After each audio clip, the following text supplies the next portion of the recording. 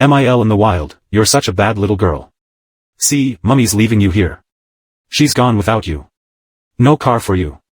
So this happened earlier today over the course of about 3 to 4 minutes, some relevant background. I broke my ankle and a few toes, on opposite feet, weeks ago. My cast was removed 3 weeks ago, so I'm mobile and now down to using one crutch, mostly for balance. This has meant that my brother has been chauffeuring me around everywhere, including to and from work. He was running late today, so I wobbled my way down to a supermarket to grab milk etc. and told him to pick me up outside the store at the little pickup/drop-off point by the entrance. So I was sitting on the bench outside the store when a wild MIL appeared, with her DIL and grandkid. I'm not sure how old the kid was. I'm no good at judging kids' ages, but based on her stream of babbling, I don't think she could speak just yet. She was sitting in the little chair thing in the trolley and seemed to be quite happy. MIL was an older woman who was walking slowly but seemed to be fine. DIL parked the trolley and kid beside me and told MIL to wait here. She'll go get the car, so MIL didn't have to walk across the car park. From what I got from the conversation, MIL had been moaning about her feet and wanted to sit down. DIL was trying to get her to sit on the bench and MIL was martyring herself. I promptly put a stop to all of that by offering the MIL my dry part of the bench and moving further away to lean against the wall. MIL didn't even look at me before sitting down like she'd just been crowned. DIL kissed the kid, told her, "Mummy will be back in a moment, you be good for Granny and then we'll go for a fun ride in the car." Kid's happy and excited for car ride, Mum disappears. As soon as DIL was out of earshot, the MIL tuned to the kid and said, "You're such a bad little girl. See, Mummy's leaving you here. She's gone without you. No car for you." Cue kid bursting into tears and screaming for her mum. I'm not sure how much the kid understood of what the MIL had said. It may have been all, or she could have just understood the "no car" part. Either way, it was a shitty thing to say to your grandchild, or any child tbh. I looked right at her and gave her the raised eyebrow look and some serious glaring, which probably gave away the fact that I'd hurt her. She completely changed her tune, loudly telling the kid that she was only joking and Mummy will be right back etc. This didn't really have much effect on the kid and she was working herself into a right state, so the MIL decided to take her out of the trolley seat. She plunked the screaming kid on her feet, then turned back to sit on the bench. Guys, this kid could have given Usain Bolt a run for his money. The moment she had her, not particularly stable, balance, she made a run for it, screaming for her mummy. Straight towards the road. There was about 15 feet between the road and me, still leaning against the wall, and about half that between the kid and the road. In the time it took for me to realize the kid was heading for the road and that MIL hadn't seen a thing, the kid had made it past the bollard. There are bollards outside shops in the UK, I'm not sure why, but I have theories. I have never moved so fast in my life. I managed to grab the kid and make it back to the pavement before my ankle realized that a full sprint this soon was so not a good idea. Neither of my legs were interested in supporting me after that, so I just sort of crumpled into a heap on the pavement with this kid. The next thing I know, the DIL is there taking the kid from me. It was her car that she'd run in front of.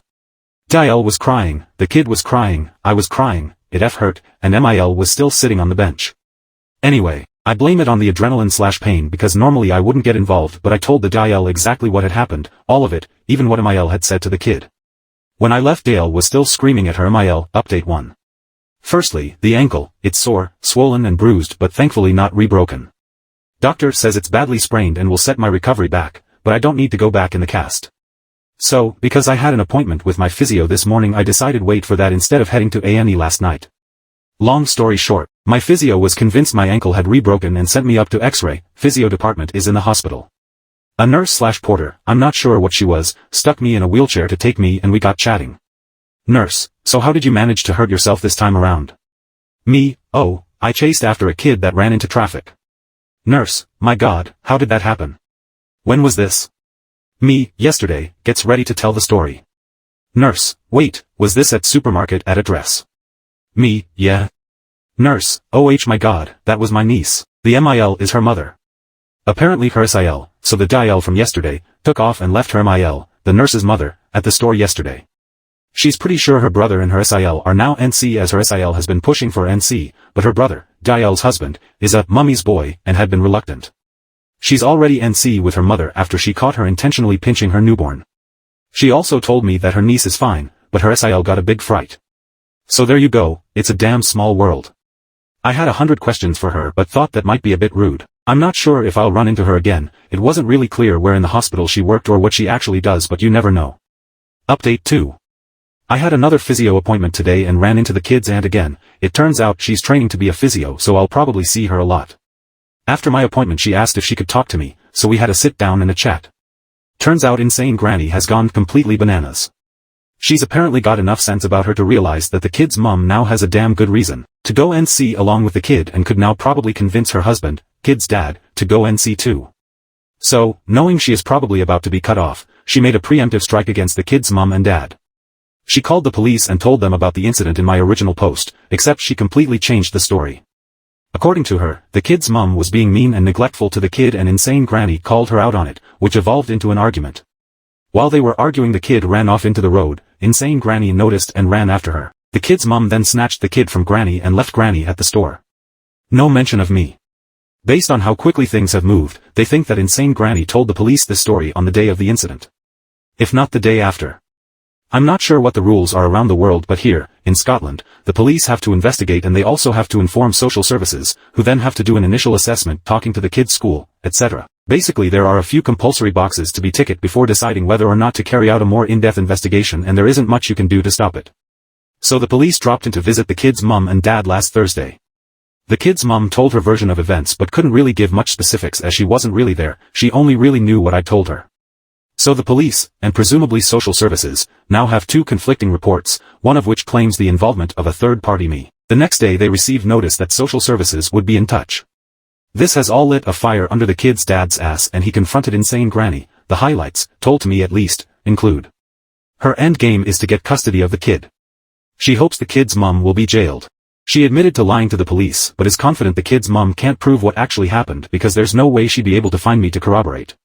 The kid's aunt was told all this over the weekend, and while everyone seems to be sure that both the police and social services won't find any problems, they're understandably nervous.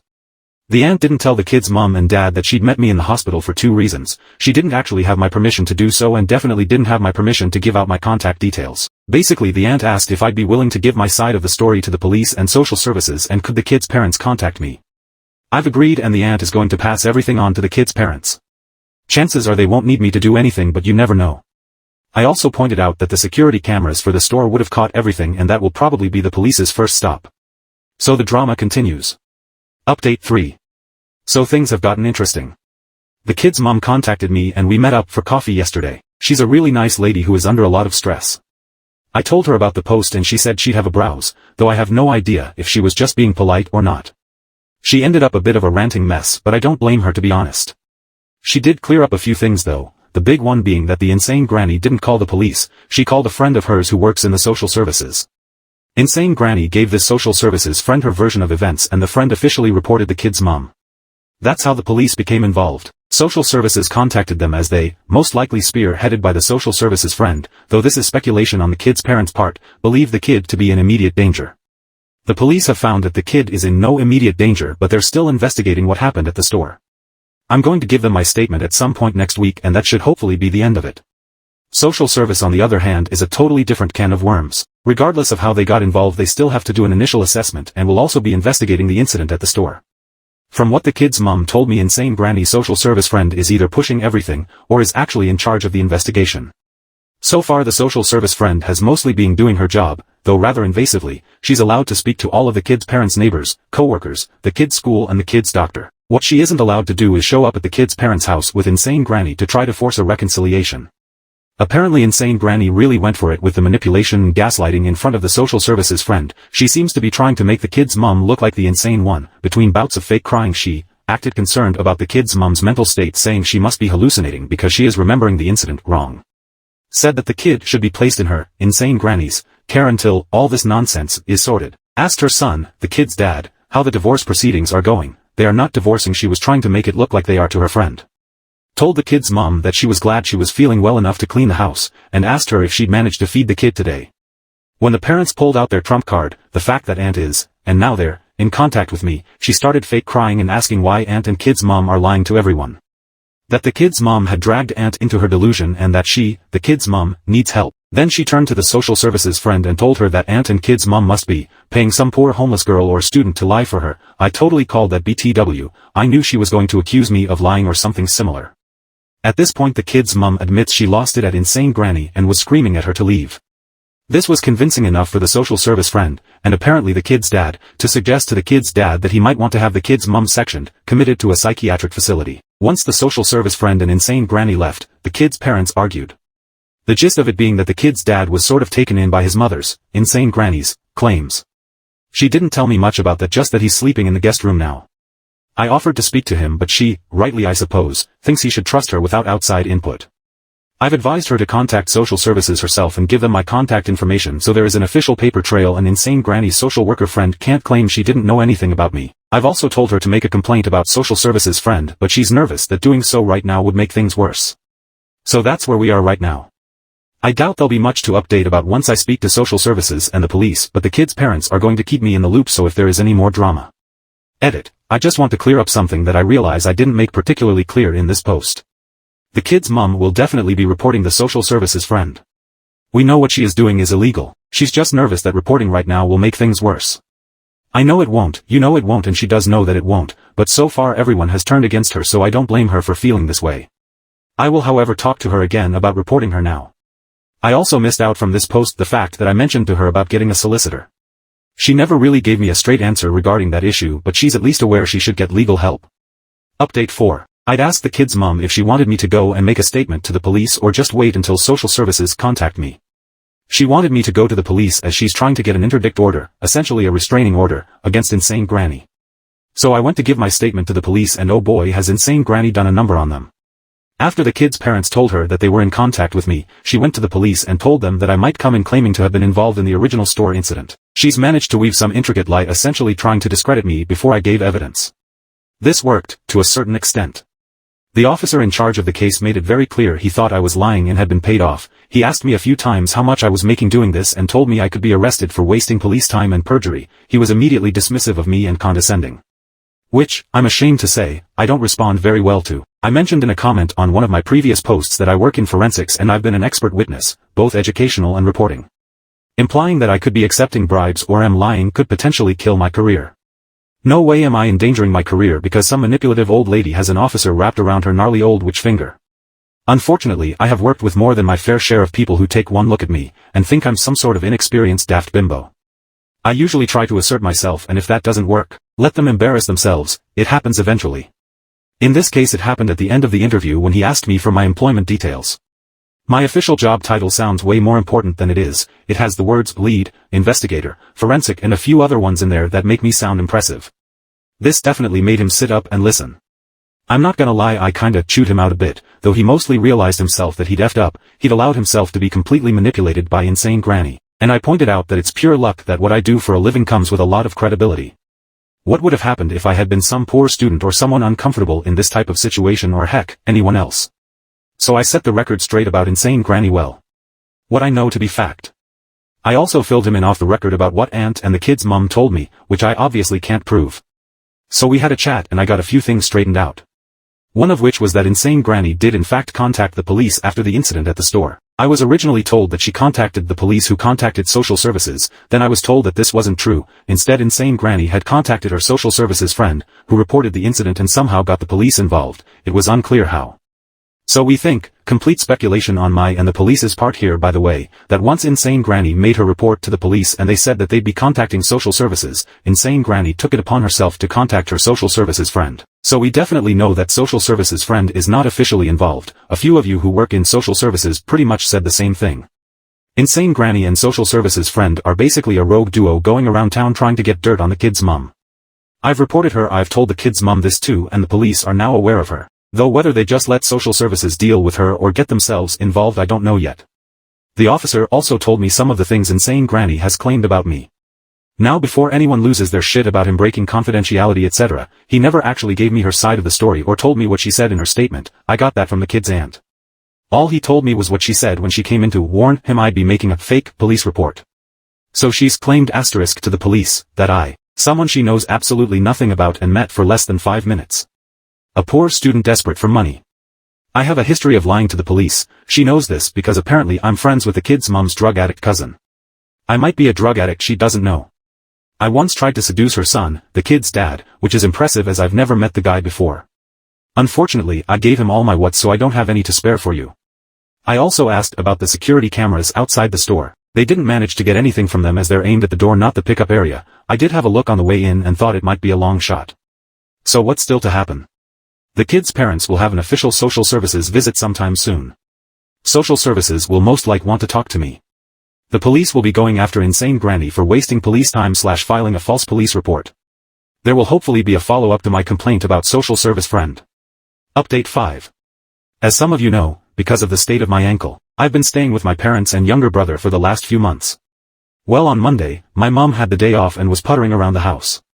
My parents' place is in a very rural area of Scotland, our closest neighbor is 6 miles away, and our house is at the end of what is essentially a mile-long dirt/tractor track. It's hard to find, and the only strangers we get out here are either forestry people who missed the forest access road or 1 or 2 brave, or quite possibly lost, Jehovah's Witnesses. Google Maps and sat-navs can't find it, and no one delivers out here except the Royal Mail. At around noon a car pulled up, however no one got out. This isn't too unusual, as I said, it's usually someone lost. So she hung around at the front of the house in case they came over to ask directions. Instead, after a few minutes, the car left. About an hour later, same car pulls up and the same thing happens again. Another hour goes by and they're back again, only this time 2 women exited the car. They didn't go to the door, instead they decided to have a little snoop around. One tried to go around the back of the house, which is currently fenced off as our back garden is being used as a paddock for a pregnant mare and her foal. The other started trying to look in the windows, so my mom goes out and asks if she could help them. They very quickly say no, they were just looking before booking it back to their car and speeding off. Naturally, my mom was confused enough to tell my dad, brother and I what happened pretty much as soon as we got home. I've definitely been working in forensics too long, as my immediate reaction was that they were casing the place. Now, we have security cameras. They're not for the house or security, they were originally set up around our back garden so we could watch for when the mare went into labor. They were never removed because the foal turned out to be the reincarnation of Houdini, and then we had the mare covered again. One of the cameras is aimed at the gate that one of the women tried to open to get into the back garden. So we had a little look at the footage. Can you guess who was trying to open that gate? Yep, insane granny was at my parents' place. I have no idea who her friend was. What they wanted or why they didn't talk to my mom, and I can only assume she got this address from the kid's parents. My money is on the dad. My mom had today off work as well, but she said no one turned up. However, I have a day off tomorrow, and apart from my brother being about in the morning, I'll be home alone. I know many of you will suggest calling the police for either harassment or trespassing, or both, but in Scotland, trespassing is a civil matter, not a criminal one, so they can't get involved. There are laws regarding trespassing, but they're mostly to do with squatting, and Scotland has a lot of public access laws which essentially let people go wherever they want in regards to the rural areas. The stalking and harassment laws require 2 related incidents and must pass the reasonable person test. If the average person on the street was subject to this behavior, would they feel threatened / alarmed / distressed? If not, then there was no offense. The offender must also be aware that what they are doing is causing alarm / distress. For example, if your MIL wants access to your kids and keeps coming around to your house to complain every night for a fortnight, you become fed up and begin to feel distressed about your MIL's constant visits. Your MIL is aware that her behavior will cause you distress and is hoping to wear you down into letting her see your kids. I'm not particularly worried. Even with my leg I'm pretty sure I could take her, and my brother has graciously let me borrow Bernard, his old shindy stick with a kitchen knife duct taped to it. When I first broke my ankle I also gave myself a head injury. My brother and I spent that night and the next day binge watching The Walking Dead, and I think he freaked himself out as 2 days later Bernard appeared. It's too close to Halloween for this shit. Edit. Okay, the general view is that I should contact the police about this. I'm planning to call both social services and the police tomorrow. I doubt the police will do anything, but as everyone has pointed out, at the very least it'll be documented. I've also texted the kid's mom, but I haven't heard back yet. Update 6. A few people thought that I wasn't taking this situation seriously enough, and I think I came across as a bit blasé and unconcerned about everything. I apologize for this. I'd always planned to contact both social services and the kid's parents about this and had been undecided about contacting the police. Posting here, however, quickly convinced me that contacting the police was a good idea. Many of you have also expressed concerns about my family, property and the animals. This is unfortunately a bit more difficult as it's not my house and my parents seem to think I'm paranoid. My dad was the biggest holdout, but after pointing out some of the crap my grandmother has pulled, I swear I will post more about her. This has kind of taken over. He agreed to take a few safety measures that we honestly should have done regardless of insane granny. There have also been a few who don't believe this is real. I haven't gotten messages about this, but the mods have. To you I say, I completely understand that mentality. It's hard to imagine that there are people out there capable of this, and I get that me randomly stumbling over the ant so soon after the original incident sounds like a convenient coincidence, and the insanity has just continued. I get it. I'd be skeptical too if it wasn't happening to me. For some of you it's even harder to imagine that I would post personal details about both myself and another family. I am aware though that I am words on a screen to you. You do not know me. You have no way of confirming any of this, and I draw the line at posting more personal details of anyone involved. Yes, including insane granny. This includes the video of insane granny. All I can say is that this is a very real and frustrating situation that I hope resolves itself quickly. Though if people or our supreme overlords the mighty mods, love you really, want me to remove information/posts or stop updating altogether, that is perfectly fine.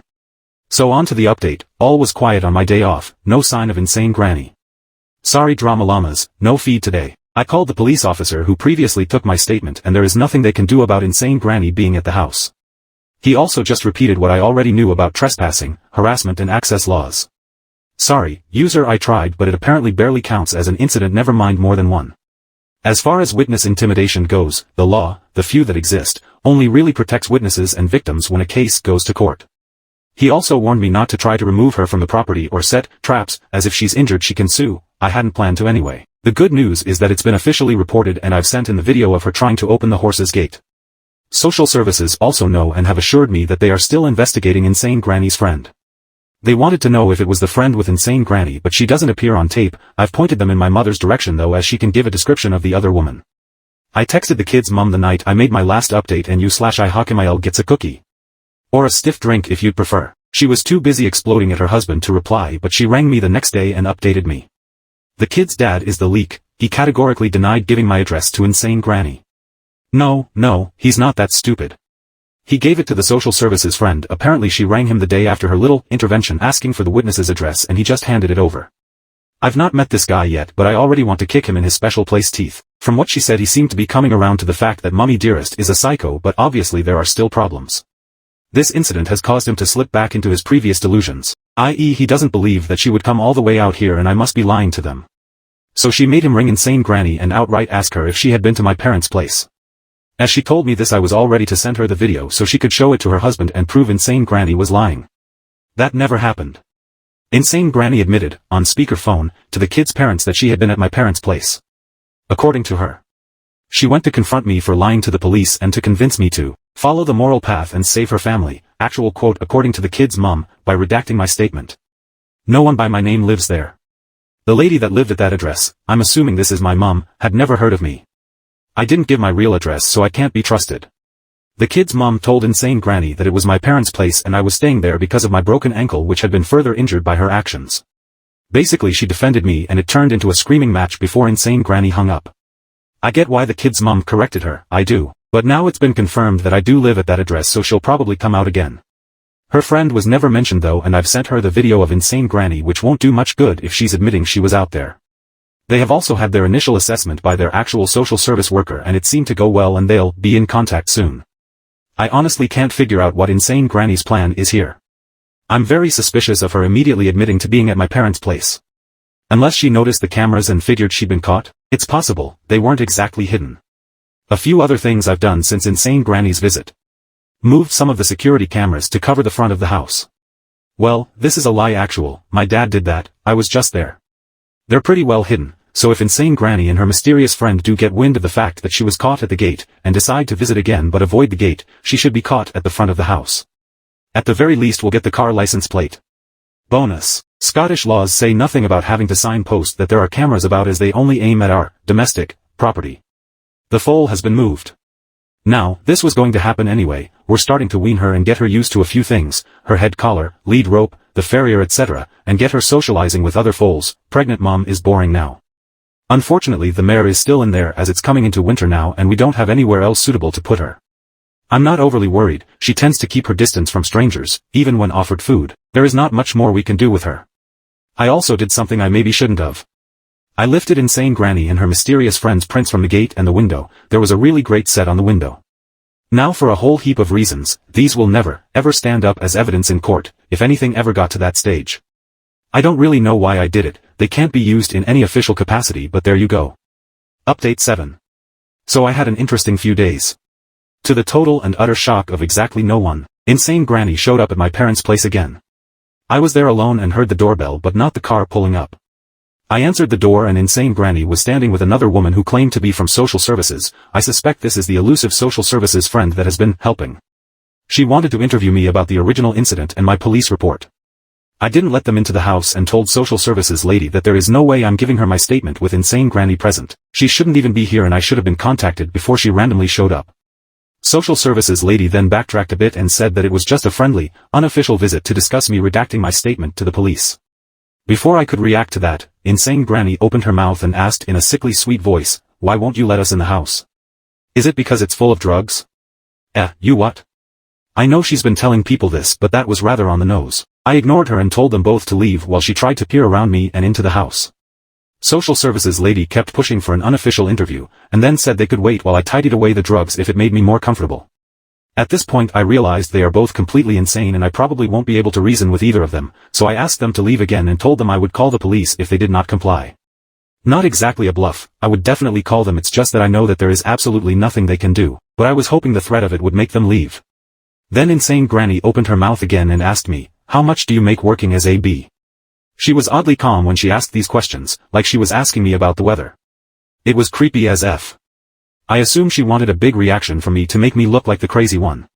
She didn't get one, I just blinked at her and took out my phone to call the police.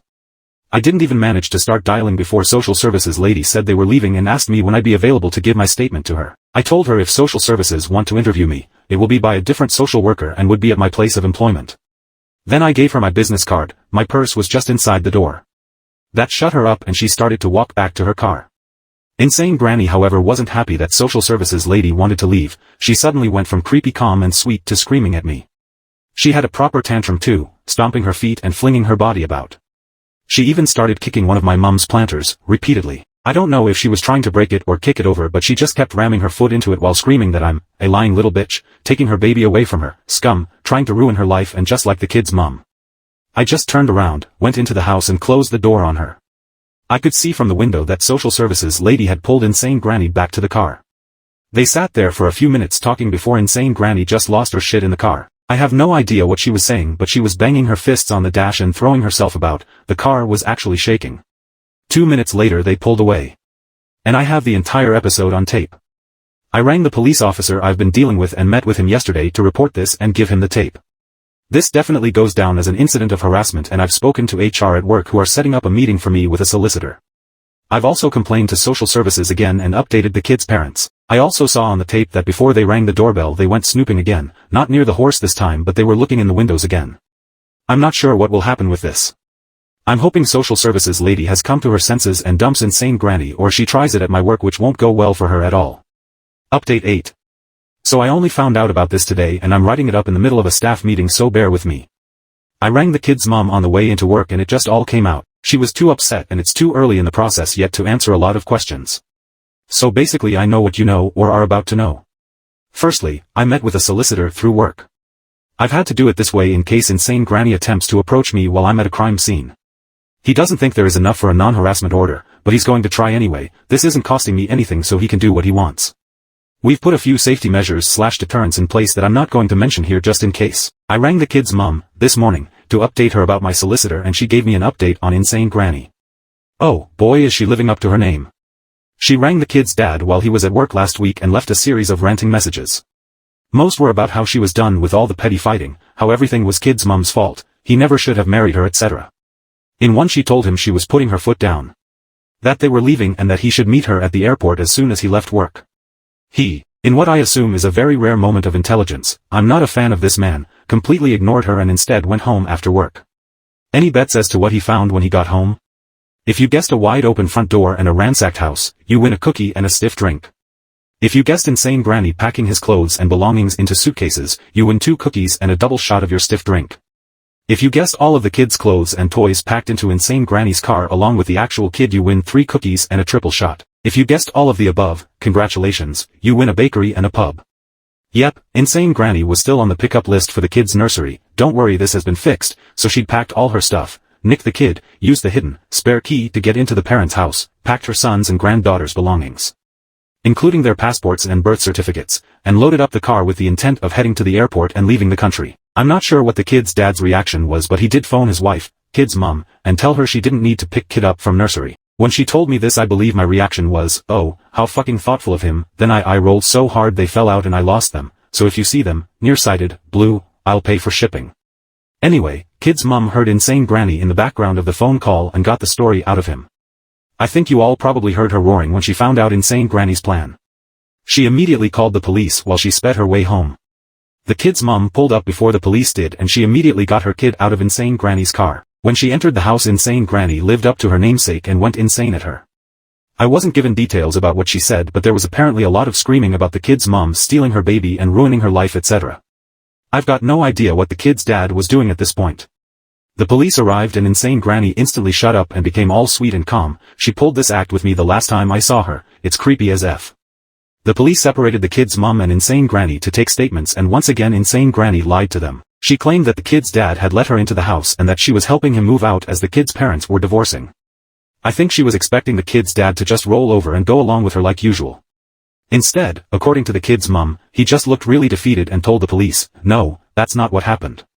So Insane Granny was arrested for theft by housebreaking, which is basically breaking and entering, but Scotland is a special little snowflake and doesn't have breaking and entering. Instead we have housebreaking, which isn't illegal unless there was also intent to steal. We also don't have burglary. Instead we have robbery, which is theft with violence or the threat or violence, and we have theft, which is theft. The kidnapping rules are also weird too. England and Wales have kidnapping laws, but Scotland has abduction laws, over the age of 12, and plagium laws, children under the age of 12. None of them count in this situation, as Insane Granny technically still had permission to pick the kid up from playgroup, and she took the kid to her primary residence. Yes, she planned to leave the country with her, but the fact that she planned for the kid's dad to come too, she even had a plane ticket for him, counts as having parental permission to take the child out of the country, as technically the kid would be in her dad's custody. Regardless if this was by design or not, she's very good at just skirting the edge of illegal and dancing about in the legally gray area. Anyway, she was charged and then released on bail, so she's still out there. Kid's dad seems to have seen the light though, which is good, and they've started cracking down on their security. Now too she's been taken off the nursery pickup list. They're changing the locks, security cameras, the works. Oh, and social services got back to them and gave them the all clear. They're not taking their investigation any further. Edit. People are getting a bit pissy about the Scottish plagium laws, so I just want to clear up that Insane Granny bought 3 plane tickets. I'm not sure where to. One for her, one for the kid, and one for the kid's dad. Yes. She intended to flee the country with the kid, but the fact that she planned for/would have had the kid's dad with her means it isn't child abduction. This is true for many countries, not just Scotland. The presence of a parent who still has parental custody and parental rights means it's not abduction. It doesn't make it right or fair, but it's not illegal. Update 9. I mentioned last time that Insane Granny is out on bail. She's electronically tagged, has a curfew, and is not allowed any contact with the kid's parents or the kid. This includes being near their house, workplaces, the kid's school, etc. She's also being charged with a few other things for some of her previous actions relating to me. I'm not going to actually say what these charges are, as the court rolls are public, so anonymity would be right out the window. This means she's not allowed to contact/be near me either. Personally, I'm hoping this is the end of it, but history has shown I'm not that lucky. The kid's parents are still together, though from what the kid's mom has said, this is only so the kid can have a nice Christmas. She seems to have the same problem that a lot of you here do. She thinks her husband is perfect in every way except for when it comes pretty much everything regarding his mother. But he's agreed to counseling, so we'll see what happens in the new year. I spoke to the aunt as well. She's completely on the kid's mom's side. She doesn't have anything nice to say about her brother, the kid's dad, right now. That said, she's been telling me some stories about their childhood, and I'm pretty sure Insane Granny is evil in its purest form. Social services friend has been struck off. I had an interview with their investigative committee or whoever and gave my witness statement. She has an interim order, so she can't work in any form of social services at all. I've no idea how long that lasts, but she was found to be a danger to the general public and service users, so I'm hoping a long time. I'll also be on her Disclosure Scotland, so I doubt she'll ever work with the vulnerable again. There will be a hearing sometime in the next 6 months or so that I'll be testifying at too. I think that's it really. We're keeping the security cameras around the house, and I'm actually moving back to my flat sometime in the new year, which I'm looking forward to. Final update 10. Okay, so the last time I left you, Insane Granny had been released on bail and wasn't allowed to contact the kid, her parents, or me. She didn't get a chance to contact the kid or her parents as the kid's mum decided to visit her parents somewhere in Englandshire for the holidays. Kid's dad did go with them on the condition that if he, at any time, opened his mouth in defense of Insane Granny, kid's mum would file for divorce that day. They are still together, so he must have shut up. As far as I was concerned, this shit was over. The only problem I had was that when someone is electronically tagged, a condition of her bail, they need the addresses of the places they're not allowed to go so that they know not to go there. In my case, this was my parents' place, where she'd already been, my main office, which she knew from my business card, and my own flat. Thankfully my flat has 2 security doors and I'm never there. My parents had also decided to redo their driveway before Christmas too. This was something they'd been planning for a while and decided just to do before they put in a security gate. As a result, their driveway was completely unusable and the only access to the house was a long, unmarked tractor track that involved a bit of off-roading. Essentially, she couldn't get to me at home and my workplace is basically a police station, so I was happy enough to think that, apart from court, I would never have to lay eyes on insane granny again. Yes, I know I'm a moron. Bail and being electronically tagged barely slowed insane granny down. With her son, DIL and grandchild in the wind, she had no one to turn her insanity on. Oh no, wait, that's not right, she had me. You see, the building I work in is rather big and sprawling, has multiple entrances and a police station in front of it. As a result, the building also has multiple addresses. Because of my leg, I don't know if anyone remembers, but I broke it a while back. Being a moron, I haven't been driving to work, instead my brother has been dropping me off. This has meant that I've been entering and exiting the building through the police station instead of the lab entrance. The police station, which has a different address to the lab. I had no idea, but apparently this meant that nobody was notified when insane granny started parking herself across from the entrance to the police station. I never noticed her parked there, nor did I notice when she started following me out to crime scenes. Yep, but it gets worse. Here's that. Seems like it's irrelevant, but actually it's relevant information I warned you about. Most of you know I work in a branch of forensics that deals with really dead people. Very few of our cases turn out to be criminal. The main case I was working at the time, still am actually, was such a case. It was in a rather rural area with multiple sets of remains found in a place where there should be human remains, just not quite in the situation they were found in. I know, be more vague OP, but think of something along the line of a funeral home fire. Nothing suspicious and you'd expect to find remains in the debris. This was a similar situation. However, dead humans found in odd situation usually means there still has to be an investigation, just to make sure the remains are who they're supposed to be, that they're all accounted for, nobody was slipped in on the sly, etc. For a number of reasons it was decided that I would just set up a mobile lab in an isolated building not far from the original scene, instead of moving everything to our lab. The building was similar to a town hall or a dance studio or something. It mostly consisted of one large room with two smaller storage rooms at the back. One room had a fire exit that could only be opened from the inside and the other had a single door that we were using to get in and out of the building. The front of the building had a set of double doors that led into a small entryway with the toilets on either side, and another set of double doors in front that led to the big main room of the building that I worked in. Both sets of doors were unlocked so I could get equipment in and out. However, when I wasn't moving equipment, there was a police car parked in front of the doors and the area was roped off with police tape. I swear to F, this is all relevant. While this wasn't an active crime scene, I was still working with forensic evidence, which technically belongs to Police Scotland / the crime lab, so I had 2 to 3 uniformed officers on rotation as security. I'm going to name them officers 1 to 3. So there I am, working away by myself, when Officer 1 comes sprinting in telling me to drop everything and GTFO now. He actually hauled me out the last few feet as I apparently wasn't moving quickly enough. He dragged me out and around to the front of the building. I think you've all pretty much guessed who was there. Yeah, insane granny was outside being insane. Or more accurately, she was kicking and screaming on the ground while officers 2 and 3 tried to restrain her. So naturally, I stop walking and start doing my best impression of a fish while my brain nopes the F out, and I vaguely hear the sound of an old dial-up modem as my brain tries, in vain, to reconnect with reality. Meanwhile, she's shrieking like a toddler and Officer 1 is basically dragging me under the police tape, and across the road while talking about getting to a safe distance. Why exactly did we have to get to a safe distance? Because insane granny had opened the building's first set of double doors, dumped a few petrol cans and propane tanks in the entryway and doused the lot in petrol. The only reason the whole place hadn't gone up in flames, other than the fact that propane tanks come with safety valves so it's rather hard to explode them, was because Officer 3, who'd just pulled up for his shift, had caught her walking towards the front door from the right side of the building. When she saw him, she made a run for the front door, but he was faster.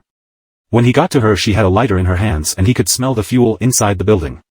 That was enough for him to realize she was actually a threat and not just some nosy bee, so he took her down and dragged her away. This alerted Officer 2 to the situation. He was stationed outside the single side door around the side, and the two of them tried to restrain her while Officer 1, he'd been somewhere along the perimeter of the original scene, was sent to get me out. But what was she doing around the right side of the building? Parking her car up against the fire escape so it couldn't be opened.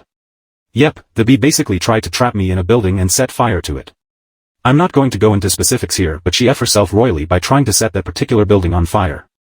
Not only because she attempted to trap people, mainly me, but she didn't know who else was inside. But remember when I said it was being used as a mobile lab?